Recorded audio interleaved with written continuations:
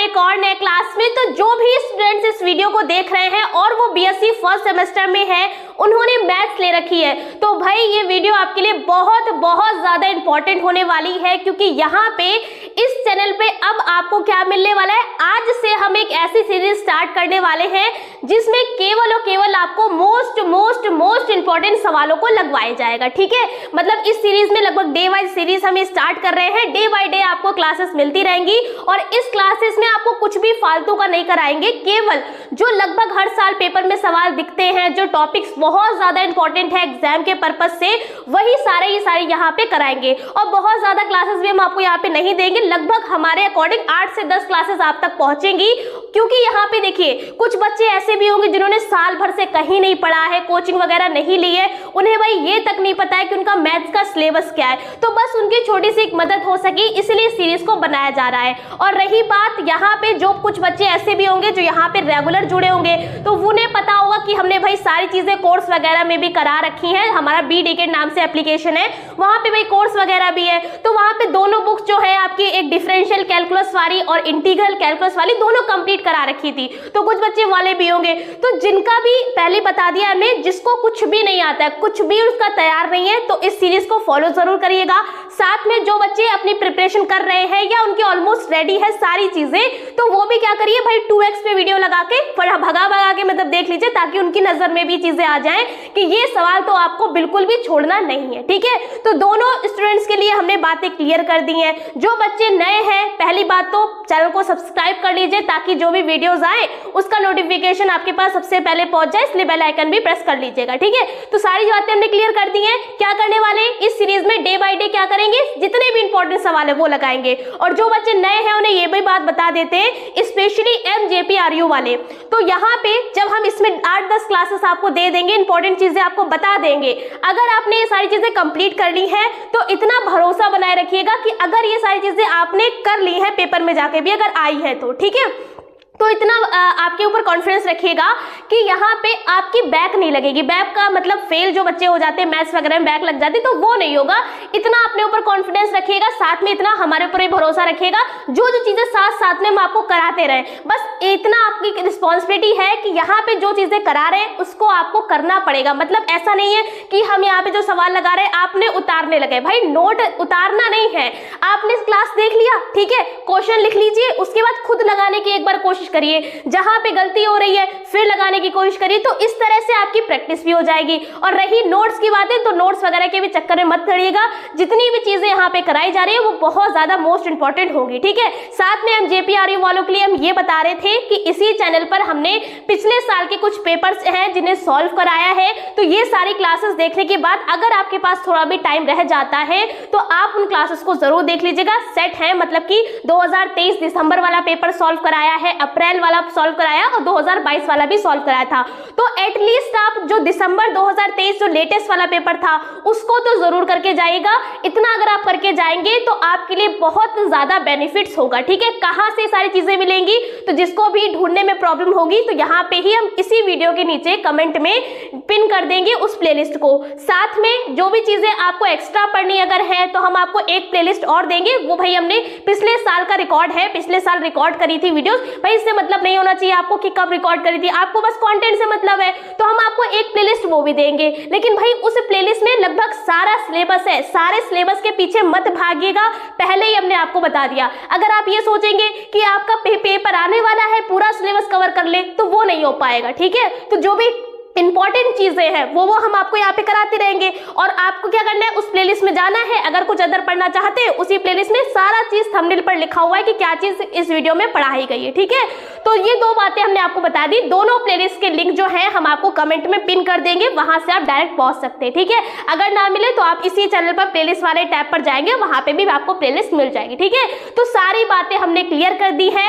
अब अपनी class start कर देते हैं। आज के डे 1 में एक हम क्वेश्चन लेकर आए हैं, कौन सा क्वेश्चन है, किस टाइप का ये आता है पेपर में और ये किस तरह से लगाया जाएगा, तो ध्यान से समझिएगा। देखिए क्वेश्चन हमें यहाँ पे पे दे रखा है टेस्ट द सीरीज, ये क्वेश्चन है, एक सीरीज आपको दे रखी है, बताना है। जब भी इस तरह से क्वेश्चन आता है पेपर में, टेस्ट द सीरीज या टेस्ट द इंटीग्रल, देखिए ये तो पूरी सीरीज लग रही है आपको, श्रेणी मतलब सीरीज दे रखी है। इसी तरह से एक आता है टेस्ट द इंटीग्रल करके, तो वो इंटीग्रेशन में एक फंक्शन दे रखा होता है तो उसे इंटीग्रल बोलते हैं। तो जब भी ये चीजें दे रखी होती है, हमें करना क्या होता है इन सवालों में, हमें करना होता है कि जो भी सीरीज या जो भी इंटीग्रल दे रखा है, टेस्ट लगाकर, टेस्ट अप्लाई करके बताना पड़ता है कि वो कन्वर्जेंट सीरीज है या वो डाइवर्जेंट सीरीज है। ठीक है, अब कन्वर्जेंट डाइवर्जेंस क्या है, बहुत डीपली हम यहाँ पे नहीं जाएंगे, क्योंकि यहाँ पे भाई आपको फटाफट बताना है। जेपीआरओ की वालों की बात करें तो अभी जो 2024 वालों की स्कीम है, आपका 16 नवंबर को पेपर है, तो उसी हिसाब से यहाँ पे डे वाइज हमने क्लासेस को अरेंज मतलब डिजाइन भी किया है,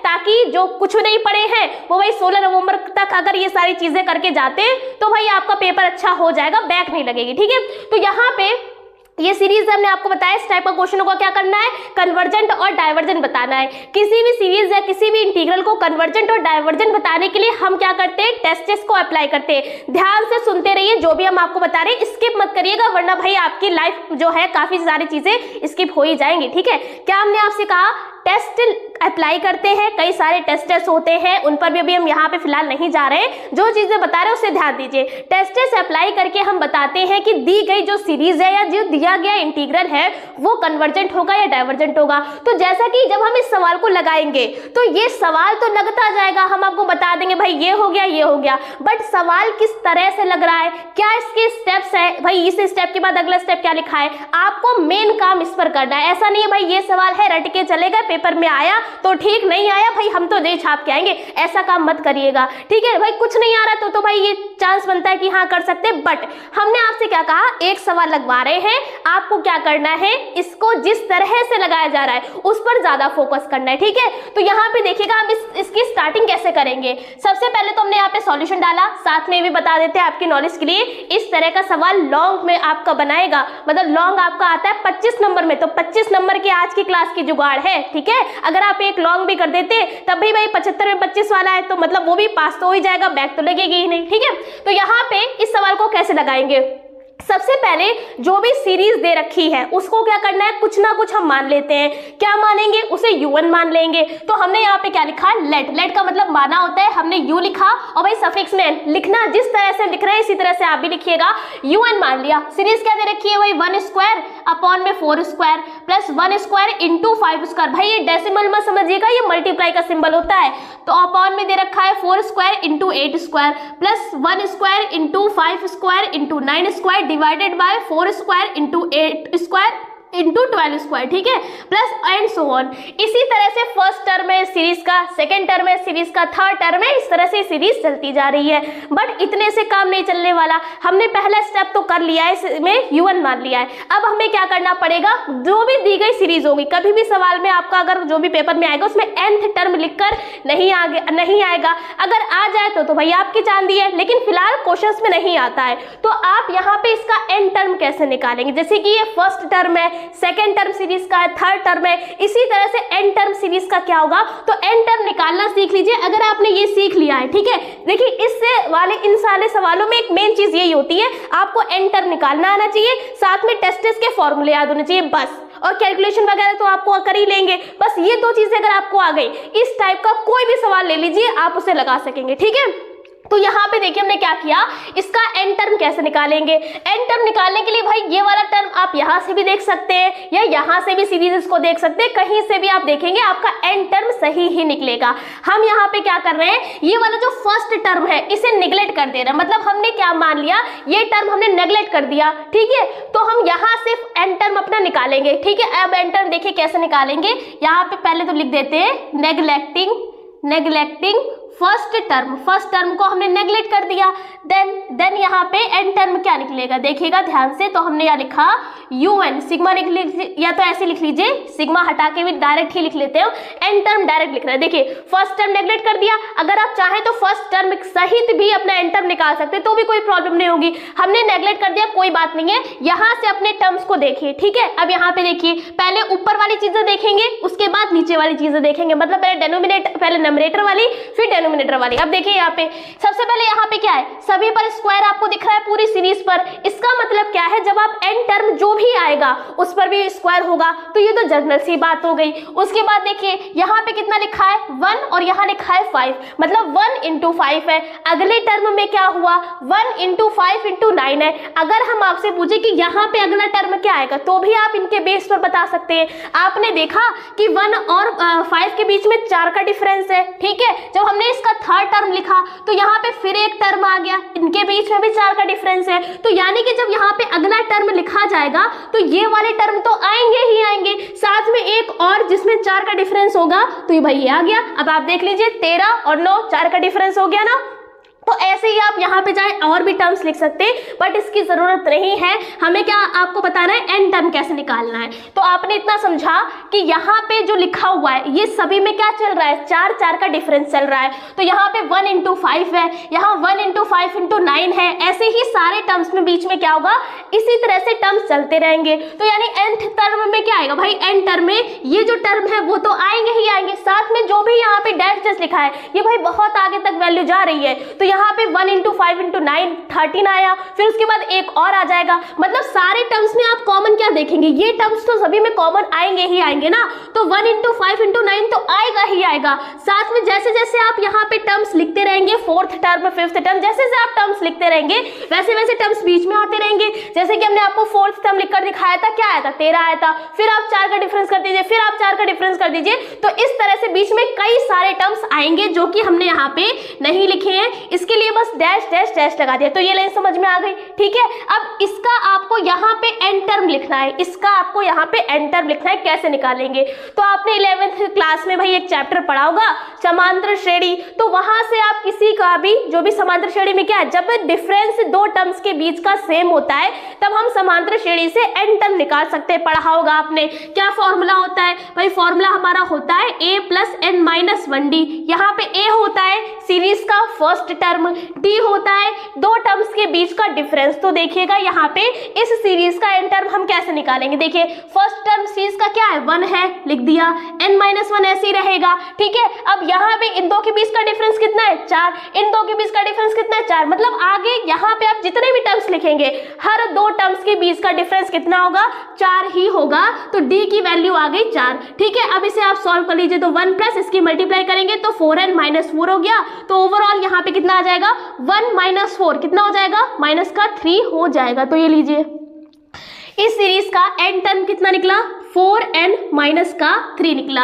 अब आपको अगर याद हो तो आप डायरेक्ट लिख सकते हैं, अदरवाइज अगर आपको ना याद हो, किसी भी टर्म्स एन टर्म निकालने में प्रॉब्लम हो रही हो, सभी में ये फॉर्मूला अप्लाई होगा। किसी का बस हाँ इतना ध्यान रखिएगा भाई, अगर इस तरह के सवाल है तो हमेशा ये एपी यानी कि हमारी समांतर श्रेणी ही होगी, क्योंकि इनमें क्या होते हैं सारे टर्म्स के डिफरेंस में मतलब सेम होगा। अब ये तो हमने निकाल लिया। अब हमने देखा सभी पर स्क्वायर है, तो भाई इस पर भी क्या करिए सभी पर स्क्वायर लगा दीजिए। हो गया, सिंपल है ना। अभी एक बार आपको फिर से बता देंगे ताकि कोई अदर क्वेश्चन लगाए तो आपको प्रॉब्लम ना हो। उसके बाद देखिए ऐसे यहाँ से यहाँ 4 into 8 है, यहाँ 4 into 8 into 12 है। आपने इन दो टर्म से अंदाजा लगाया, भाई आप देख सकते हैं कि ये चल क्या रहा है, ये 4 के मल्टीपल्स मतलब 4 का टेबल ही तो चल रहा है 4 का। तो अगर हम अगला टर्म यहाँ पे नीचे लिखे तो क्या आएगा 4 into 8 into 12 into 16 आएगा। इसी तरह से टर्म्स चलेंगे, तो यानी कि ये टर्म्स तो सभी में आएंगे ही आएंगे। तो ये लीजिए 4 into 8 into 12, बीच में भी कई सारे टर्म्स होंगे जैसे 16 है 20 है, कई सारे टर्म्स आएंगे क्योंकि ये क्या है 4 के मल्टीपल्स चल रहा है।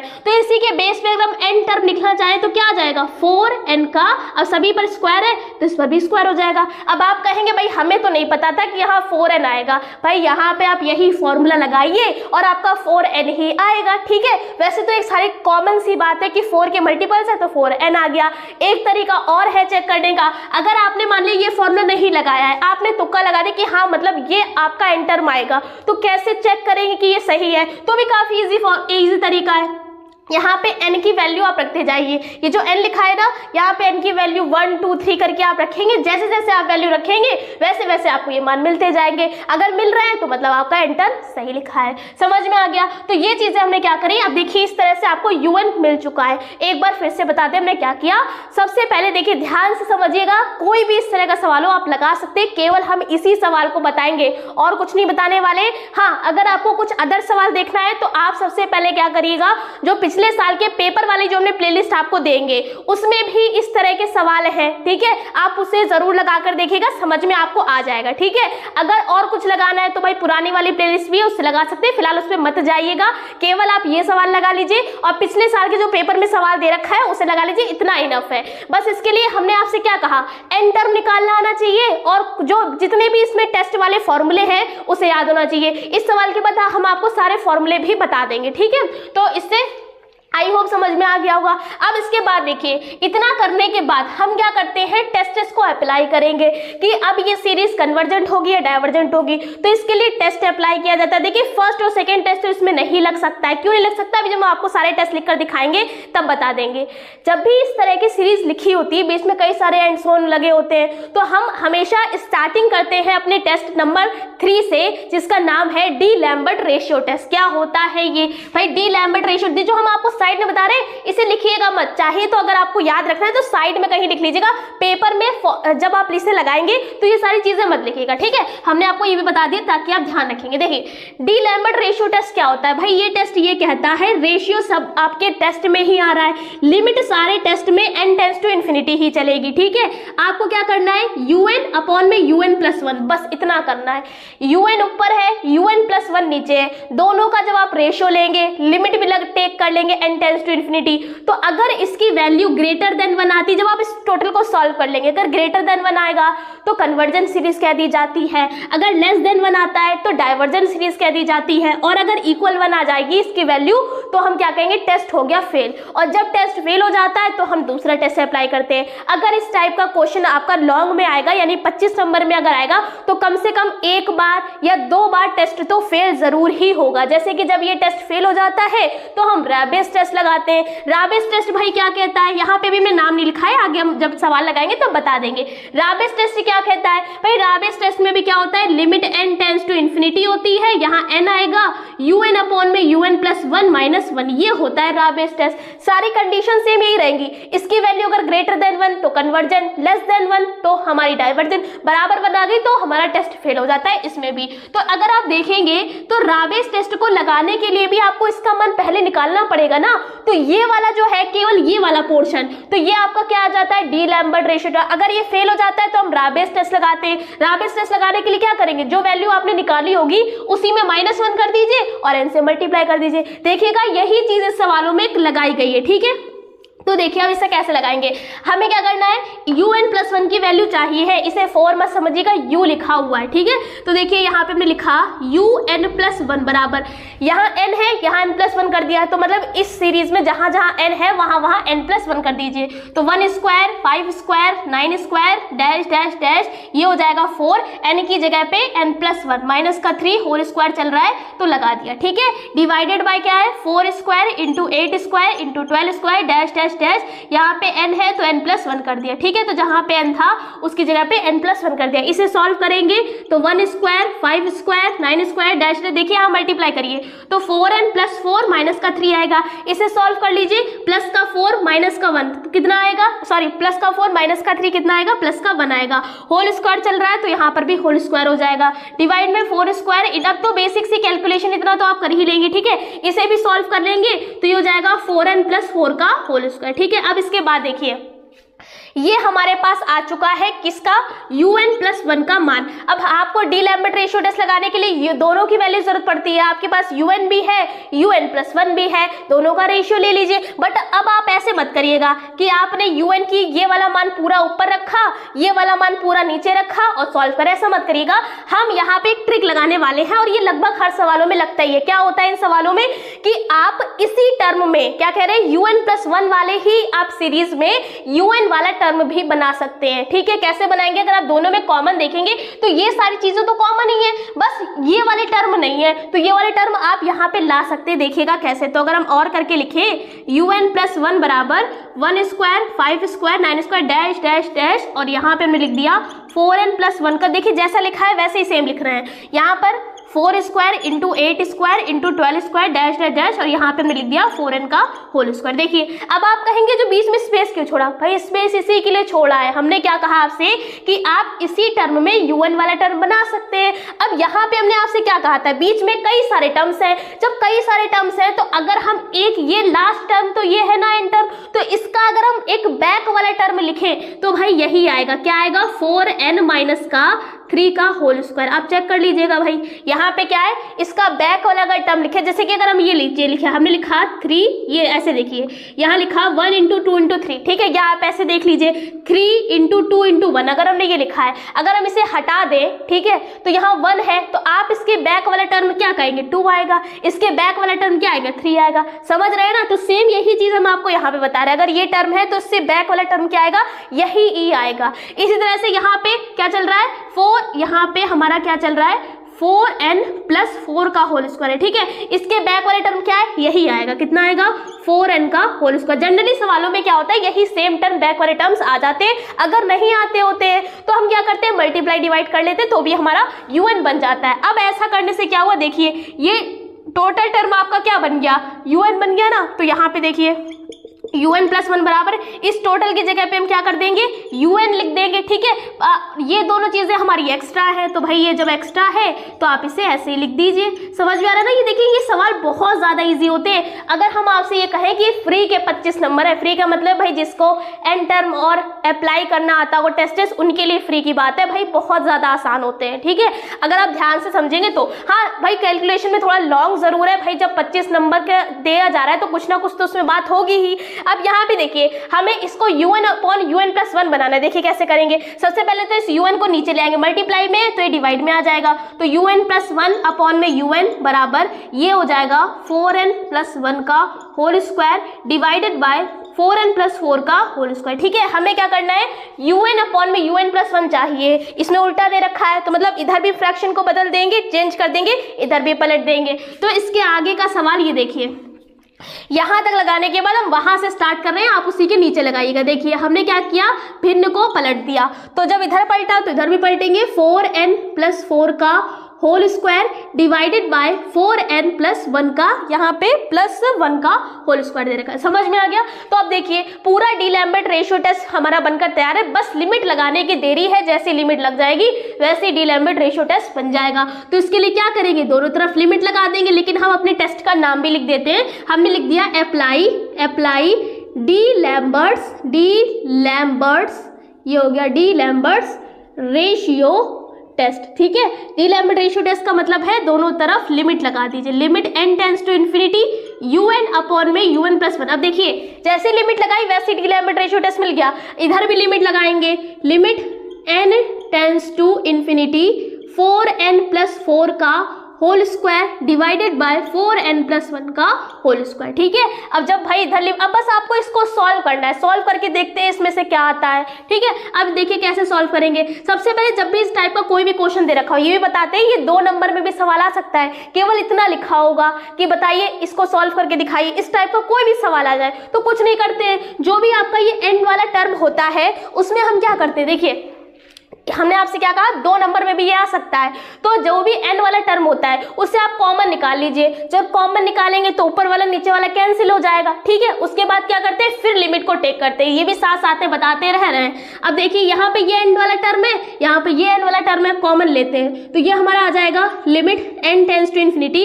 अगर यहाँ से 4n को कॉमन ले ले तो भाई ध्यान से देखिए इस पूरे पर होल स्क्वायर है, तो जब ये बाहर आएगा कॉमन निकालेंगे हम इसे, तो ये अपनी पावर भी साथ लेकर आ गया, तो ब्रैकेट में क्या बचेगा 1 प्लस 4 अपॉन 4n, ठीक है, होल स्क्वायर चल रहा है लगा दिया। इसी तरह से यहाँ पर भी इस 4n को बाहर निकालेंगे, बाहर आएगा तो ये अपनी पावर भी साथ लेकर आएगा, भाई ले आया अपनी पावर साथ में, तो ब्रैकेट में क्या बचेगा 1 प्लस 1 अपॉन में 4n का होल स्क्वायर, ठीक है। अब जैसे कॉमन लिया तो ये वाला टर्म क्या हो गया, कैंसिल हो गया, हमेशा होगा ही होगा। अब आप क्या करिए लिमिट को टेक कर लीजिए, पहले तो 4 से 4 कैंसिल हो रहा है, इसे कैंसिल कर दिया, अब लिमिट को टेक करेंगे, तो हमने यहाँ पे लिखा टेकिंग लिमिट, ठीक है, टेकिंग लिमिट करेंगे। यहाँ हमारा चल रहा है limit n tends to infinity un upon में un+1 चल रहा है, बराबर लगाया, लिमिट को टेक करेंगे, लिमिट टेक का मतलब है n की जगह पे इन्फिनिटी रखिए, तो यहाँ पे देखिए 1+1 अपॉन में यहाँ क्या आ जाएगा इन्फिनिटी, तो 1 अपॉन इन्फिनिटी ये अनडिफाइंड वैल्यू है, जब भी डेनोमिनेटर यानी हर में इन्फिनिटी आता है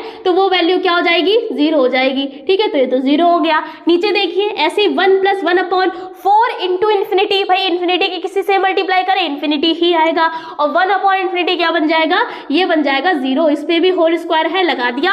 अब अगर आप इसको सॉल्व करेंगे तो आपका कितना आएगा, ये तो भाई हमारा 1 आ गया, और जब 1 आ गया तो 1 आने का मतलब क्या है, टेस्ट हो गया फेल, क्या हो गया, टेस्ट फेल हो गया। अगर किसी सवाल में यहाँ पे 1 ना आ रहा हो, इन दोनों में से कोई कंडीशन आ रही हो, तो इसका मतलब होता है कन्वर्जेंट, ग्रेटर देन 1 का, और लेस देन 1 का मतलब होता है डाइवर्जेंट, ठीक है, तो आप डायरेक्ट लिख सकते हैं। लेकिन जब टेस्ट फेल हो गया तो जाहिर सी बात है हमें कोई दूसरा टेस्ट अप्लाई करना पड़ेगा, कौन सा वो दूसरा टेस्ट है, तो वो है राबेस टेस्ट। अब राबेस टेस्ट में इसकी जरूरत पड़ेगी ना, तो जहां पे ये लिखा हो उसी को इक्वेशन मान लीजिएगा, भाई ये कहाँ लिखा है, यहाँ पे लिखा है, तो हमने इक्वेशन नंबर 1 बना ली, क्योंकि हमें इसकी जरूरत है। जब टेस्ट फेल हो गया तो हमें राबेस टेस्ट अप्लाई करने के लिए पहले ये पूरी चीज बना लेंगे, क्या करेंगे, पहले इसमें से -1 करेंगे, सॉल्व करेंगे, उसके बाद जो भी आएगा उसे n से मल्टीप्लाई करेंगे, और लिमिट जैसी लगाएंगे उसके पहले अप्लाई राबेस टेस्ट लिख देंगे, ठीक है। तो यहाँ पे हमने क्या लिखा, फ्रॉम इक्वेशन फर्स्ट में क्या करना है हमें, un अपॉन un+1 जो दे रखा है इसी में -1 कर देंगे दोनों साइड, भाई जो काम इस साइड करेंगे वो काम उस साइड पे करना पड़ेगा ताकि इक्वली रहे। तो यहाँ पे 4n होल स्क्वायर चल रहा है, यहाँ पे 4n+1 का होल स्क्वायर है, ठीक है। देखिए इधर भी -1 किया, उधर भी -1 किया, स्टेप बाय स्टेप सारी चीजों को सॉल्व कर रहे हैं। अब यहाँ पे एलसीएम लेके सॉल्व करेंगे तो आपका ये इस तरह से आ जाएगा, ठीक है, डिवाइडेड बाय 4n+1 का होल स्क्वायर। देखिए नीचे होल स्क्वायर मत खोलिएगा, ये दोनों होल स्क्वायर खोल लेते हैं, तो यहाँ पे देखिए इसका होल स्क्वायर खोलेंगे a+b का होल स्क्वायर जैसे, तो ये आ जाएगा आपका इस तरह से a² प्लस ये आ गया b² प्लस 2ab, मतलब 2 इंटू 4n इंटू 4, तो 4 चौक 16, 16 दूनी 32, तो ये आ जाएगा आपका 32n, ठीक है, माइनस लगाया। इसी तरह से यहाँ पर भी इसका भी फॉर्मूला खोलिए, तो ये हो जाएगा a² plus b² plus 2ab, मतलब 2 इंटू 4n इंटू 1, मतलब कितना हो जाएगा, 4 दूनी 8, तो ये हो जाएगा 8n का। अब देखिए ये हमने यहाँ पे दोनों फॉर्मूले खोल दिए। अब अगर हम एक स्टेप यहीं पर लिखना चाहे तो लिख सकते हैं, क्योंकि यहाँ माइनस लगाए बाहर और ब्रैकेट लगाए, तो अगर हम इस ब्रैकेट को हटा भी दें तो सारे सिंबल अंदर प्लस से है, तो मतलब माइनस लगा है अगर बाहर, तो अंदर सिंबल क्या हो जाएंगे, चेंज हो जाएंगे, हो गया चेंज। तो एक लाइन हमने यहाँ पे भाई आपकी कम कर दी है। अब नीचे क्या चल रहा है, 4n+1 का होल स्क्वायर है, तो इसे लिख दिया। अब देखिए इसे सॉल्व करेंगे, जो चीज कैंसिल हो रही है कैंसिल कर दीजिए, जैसे 16n² माइनस का है, यहाँ पे प्लस का है, कैंसिल हो गया, ठीक है। अब उसके बाद देखिए यहाँ पे क्या बचा है, यहाँ 32n और यहाँ माइनस का 8n, तो 32 में से अगर आप 8 घटाएंगे तो कितना बचेगा, तो ये आपका बचेगा 24n, ठीक है भाई, कटा के देख लीजिएगा, यहाँ हो जाएगा 12 में से 8 या 4 और यहाँ 2 बचेगा, 32 में से 18 घटाएंगे, सॉरी 8 घटाएंगे तो 24 आ जाएगा। उसके बाद क्या बचा है, केवल यहाँ पे 16 प्लस का और माइनस का 1, तो प्लस का 16 माइनस का 1 कितना आ जाएगा, प्लस का 15 आ गया। डिवाइड में क्या है हमारा, 4n+1 का होल स्क्वायर है, ये वैल्यू हमारी किसकी आ गई, un अपॉन में un+1 -1 की, तो इसकी वैल्यू हमें मिल चुकी है। अब हमें राबेस टेस्ट के लिए n की भी जरूरत है, तो अब क्या करेंगे, दोनों ओर n से मल्टीप्लाई करेंगे। तो यहाँ पे देखिए बस थोड़ा सा ही सवाल बचा है, इतना लिखने के बाद वहां से लिखिएगा उसी के नीचे। तो यहाँ पे हमने लिखा मल्टीप्लाई बाय n से मल्टीप्लाई करेंगे दोनों साइड में, तो ये हो जाएगा n un अपॉन में un+1 -1 बराबर, यहाँ पर भी n से देखिए इस वे में n से मल्टीप्लाई कर रहे हैं, तो ये आपका कितना हो जाएगा, 24n प्लस का 15n हो गया। डिवाइड में चल रहा है 4n+1 का होल स्क्वायर। देखिए जब हमने n से मल्टीप्लाई करी तो दोनों जगह n हो गया, भाई यहाँ पे n² हो जाएगा, ठीक है, क्योंकि हमने n से मल्टीप्लाई करी, ठीक है। अब उसके बाद देखिए पूरा बन चुका है, लिमिट लगानी है, राबेस टेस्ट हो जाएगा। तो इसके लिए क्या लिखेंगे, इसके लिए लिखेंगे अप्लाई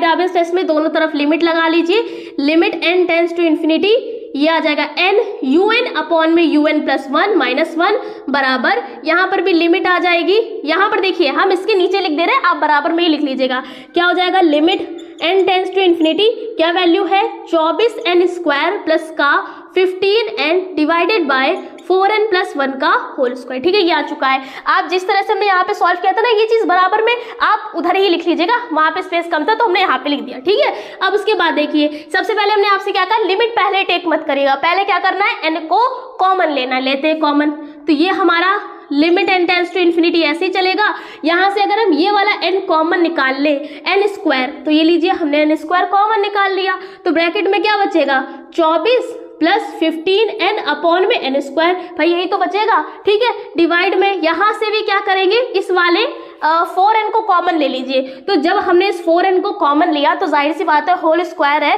तो ये अपनी पावर भी साथ लेकर बाहर आएगा, तो ये कितना हो जाएगा, तो ये हमारा हो जाएगा 16n स्क्वायर हो जाएगा। भाई जब इसे बाहर लेंगे ब्रैकेट में क्या बचेगा, 1 + 1 अपॉन 4n का होल स्क्वायर बचेगा। अब देखिए ऐसा करने से क्या हुआ, n स्क्वायर से n स्क्वायर हो गया कैंसिल, साथ में ये वाले n से ये वाला n भी हो गया कैंसिल। हमारे पास बचा क्या, हमारे पास जो बचा है उसी में लिमिट लगा देते हैं। जब यहाँ पे लगाएंगे लिमिट, तो हमने यहाँ लिखा टेकिंग लिमिट, टेकिंग लिमिट लिख पे अब हम लिमिट को टेक करेंगे तो हमारा क्या आ जाएगा, देखिए यहाँ पे है 24 प्लस लगाया, यहाँ पे देखिए केवल एक n नीचे बचा है ना, तो ये इस तरह से आएगा 15 अपॉन में n की जगह इन्फिनिटी रखेंगे, डेनोमिनेटर में इन्फिनिटी है तो भाई ऊपर कुछ भी लिखा हो तो आंसर क्या हो जाएगा, ये हो जाएगा 0। ठीक है, अपॉन में देखिए, अपॉन में यहाँ पे 16 बचा है, 16 लिख लिया, क्या है 1 प्लस है लिख लिया, यहाँ पे n की जगह इन्फिनिटी रखेंगे तो 4 × इन्फिनिटी इन्फिनिटी, मतलब फिर मिला के कुल मिला के नीचे इन्फिनिटी बना है, तो फिर से ये क्या हो जाएगा 0 हो जाएगा। होल स्क्वायर चल रहा है, लगा दिया। अब आप इस टोटल को सॉल्व करेंगे, कितना आएगा 24/16।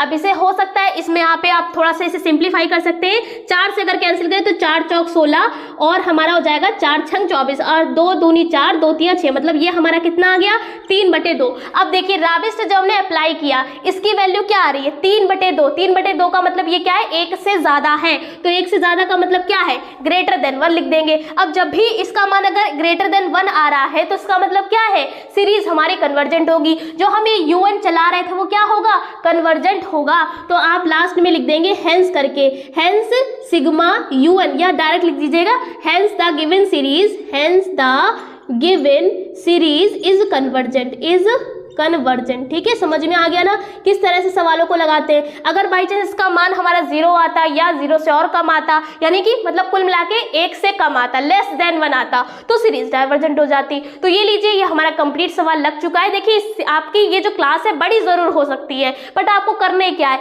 जब भी पेपर आपका है बस आपको फटाफट प्रैक्टिस ही तो करनी, भगा भगा के क्लासेस देख लीजिए। ठीक है, तो इस तरह से देखिए यहाँ पे हम साइड हो जा रहे हैं, ये आपका कंप्लीट सवाल लग चुका है। इस तरह का कोई भी पेपर में सवाल आएगा तो इसी तरह से आपको लगाना होता है, कुछ नहीं करते, सीरीज को UN मानते हैं। अगर आप यहाँ पे फर्स्ट टर्म नेगलेक्ट ना भी करें तब भी आप सवाल को लगा सकते हैं, आंसर आपका इतना ही आएगा। ठीक है, तो पूरा आप सॉल्व करेंगे। ये डी लैम्बर्ट रेशियो, ये देखिए ये एक्स्ट्रा चीजें हैं, साइड में कहीं लिखना चाहे लिख लीजिएगा, और अगर आपको याद रहती है तो जरूरत भी नहीं है उसकी। ठीक है, तो UN+1 निकाला, इसे सॉल्व किया। डी लैम्बर्ट रेशियो टेस्ट बनाने के लिए हमने UN/UN+1 निकाल लिया, लिमिट लगा दी, सॉल्व किया, अगर 1 आ गया तो टेस्ट फेल हो गया। टेस्ट फेल हो गया तो हमने इसे क्या किया, राबिस टेस्ट लगाने के लिए इस पूरी चीज को बना लिया। उसके बाद जब लिमिट टेक करी, अप्लाई कर दिया राबिस टेस्ट, इसका मान आ गया ग्रेटर देन 1, इसका मतलब सीरीज कन्वर्जेंट होगी। सारे सवालों में हम यही करते हैं, बस इनके लिए आपको क्या होना चाहिए, लगभग जो भी हमारे 25 नंबर वाले सवाल होते हैं उनमें ज्यादातर सवालों में स्टार्टिंग हम डी लैम्बर्ट से ही करते हैं। डी लैम्बर्ट है, राबिस है, उसके बाद लॉगरिथमिक वाले हैं, लॉग वाले, तो वो सारे जो है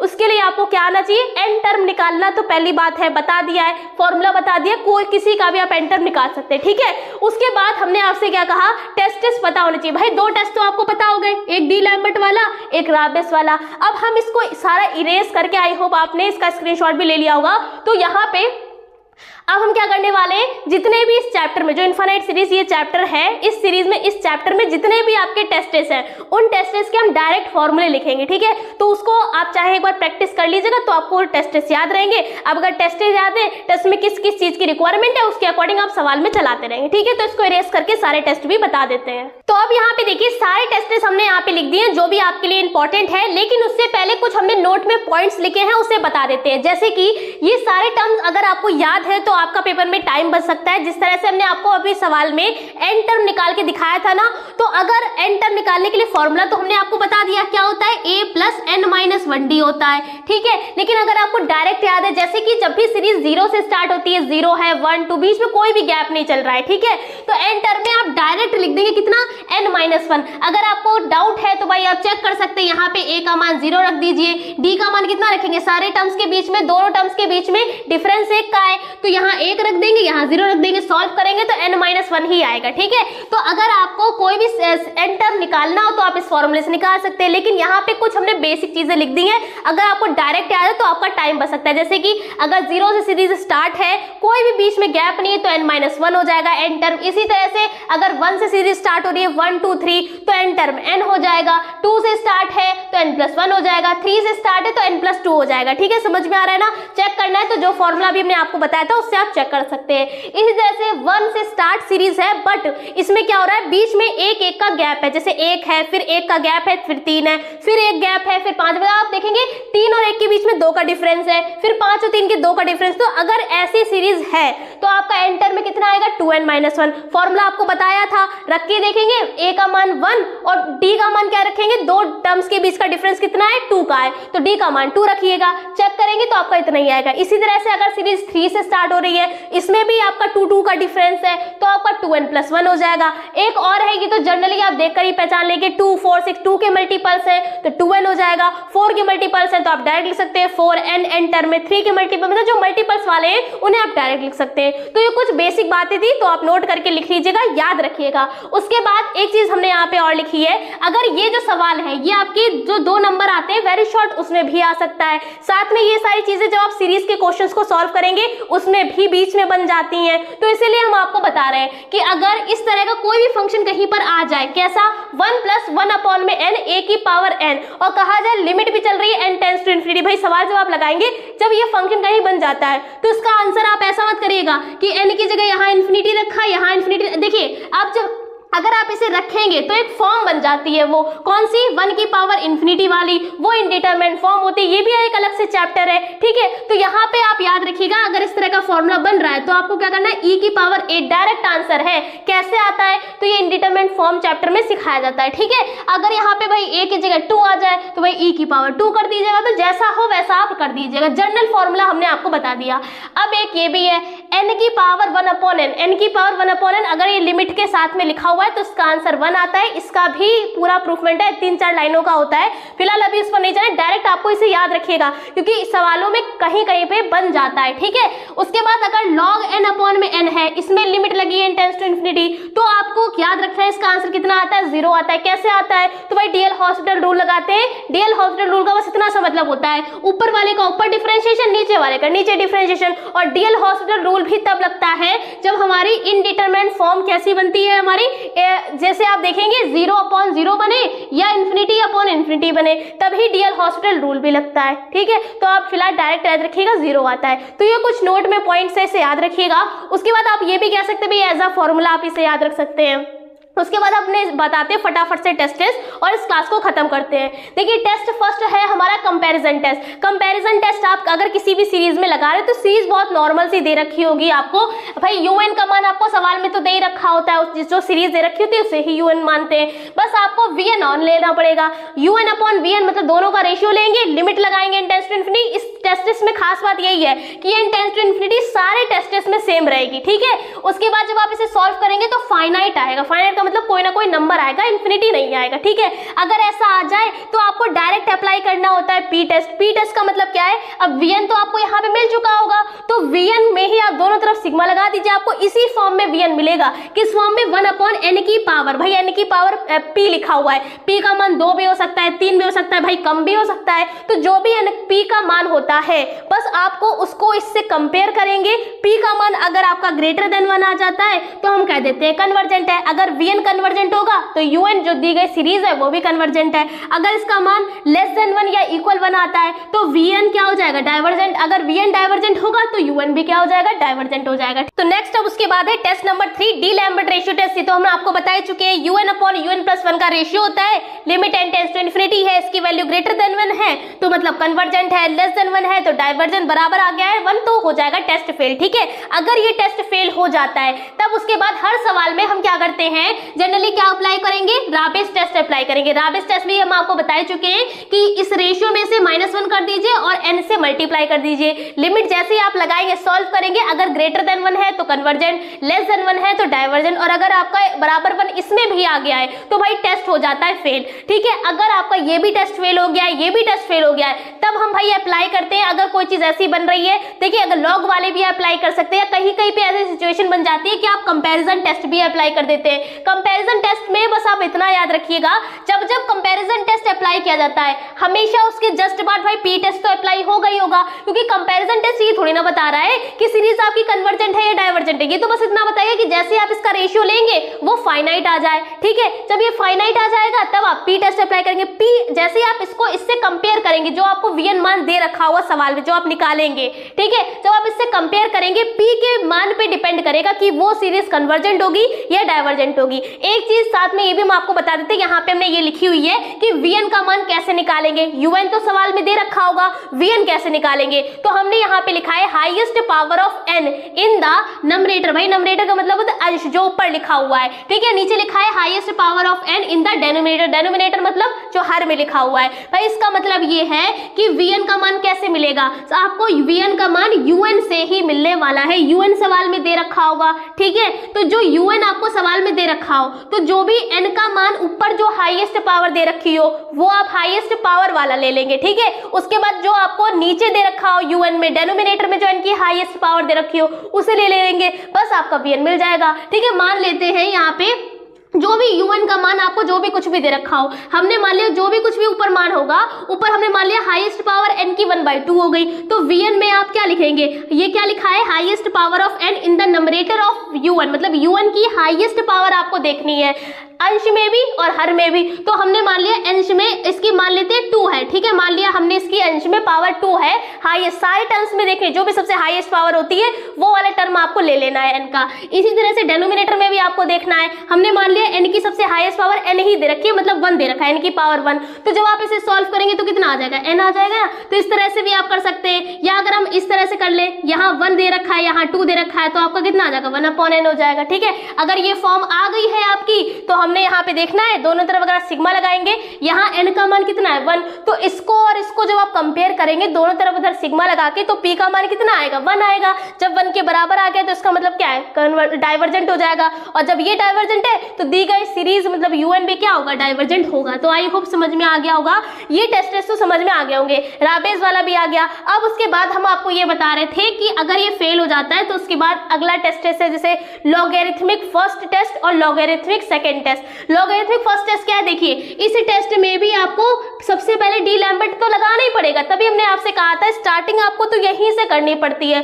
टेस्ट में अप्लाई करने के लिए, अगर ये 2 टेस्ट अप्लाई नहीं हो रहे हैं तब। ठीक है, तो यहाँ पे भी देखिए ये डी लैम्बर्ट रेशियो टेस्ट है, अगर ये आपका है फेल यहाँ तक हो गया है तब आपको क्या करना है, फिर से यहीं पर पहुंच जाना है, ये आपके पास होगा सवाल में। ठीक है, लॉग से मल्टीप्लाई कर दिए, मतलब दोनों तरफ लॉग ले लीजिए, लॉग लेने के बाद जो आपका इतना बन जाएगा उसमें n से मल्टीप्लाई कर लीजिए, तो ये सारा टर्म आपका बन जाएगा। ठीक है, जैसे आप लिमिट लगाएंगे इसे सॉल्व करेंगे, अगर इसका मान ग्रेटर देन 1 है वही सारे कंडीशन सेम है तो कन्वर्जेंट, लेस देन 1 है तो डाइवर्जेंट, अगर इक्वल 1 है तो टेस्ट फेल हो जाएगा। जब ये टेस्ट फेल होता है तो हम अप्लाई करते हैं लॉगरिथमिक सेकेंड टेस्ट। तो सेकेंड टेस्ट में क्या देखिए, ये जैसा लिखा हुआ है वैसा ही सेम यहाँ पे लिखा हुआ है, बस हमें सेकेंड टेस्ट में क्या करना है भाई, अपने पास से इस पूरी क्वांटिटी में से इसे इक्वेशन बना लीजिएगा कोई ना कोई, इसी पूरी क्वांटिटी में से -1 कर देंगे। ठीक है, उसे सॉल्व करेंगे, उसके बाद टोटल में से log n से मल्टीप्लाई भी कर देंगे टोटल में, फिर से दोनों तरफ लिमिट ले लेंगे, पूरा टर्म आपके पास बन जाएगा। अगर इस पूरे का मान ग्रेटर देन 1 आ रहा है तो कन्वर्जेंट,